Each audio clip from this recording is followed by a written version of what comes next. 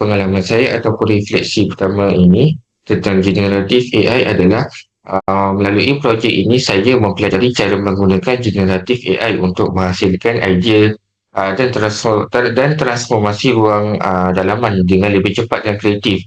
Perkara yang paling menarik ialah AI mampu menghasilkan pelbagai reka bentuk hanya melalui prompt yang diberikan.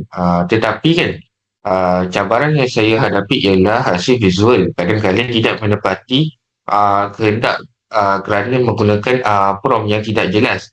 Jadi saya perlu mencari masa untuk membina prompt yang tepat secara terperinci agar hasil visual menjadi lebih tepat dan berkualiti.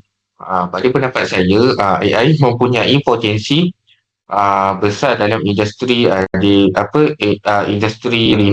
renovasi dari kebentuk dalaman kerana dapat mempercepatkan proses mereka bentuk serta membantu menghasilkan idea yang lebih kreatif.